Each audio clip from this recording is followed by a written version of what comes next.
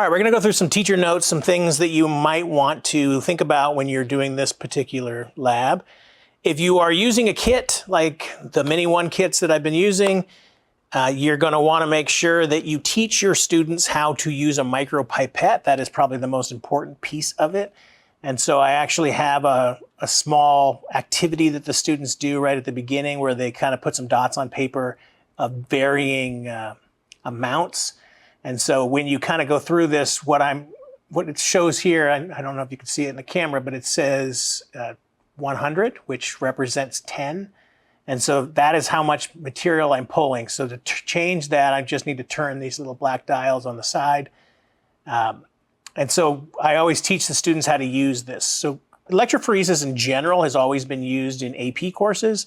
So if you're doing it with regular biology kids, you do need to take the time to go through and explain how to use the micropipette. That's the most important piece. The machine itself, it does not run if the top is not on. And so it's fairly dummy proof all the way through in the fact that it has only one direction anything can go. So when you put the gels in, they can only go in one direction, and vice versa. Like every single piece of this only goes in the way it's supposed to go in. And since there is electricity going through here, it will not function unless the top is on. And so if you see that I push the button over here and nothing happens, that's because this needs to be over the top. When I set this up for students to use, I pull the materials out and I give them 15 micros of each one into separate tubes. Each one of these kits runs about 8 labs. And so usually that is 2 class periods for me that I sort of run together.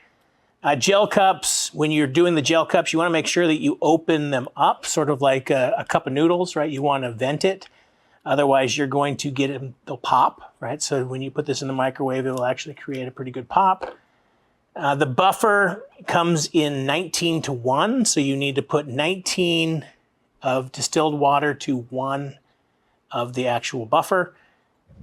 Everything else is pretty self-explanatory. If you were going to do one thing and one thing only in your classroom, I do suggest buying some PTC paper. You can get it on Amazon for fairly cheap. And you can even cut them into teeny tiny pieces. I've gotten really cheap sometimes, and I'll cut one of these bigger pieces into like 4s. And so they last you quite a long time, so you can get a lot of testing out of your students for a very low amount of money.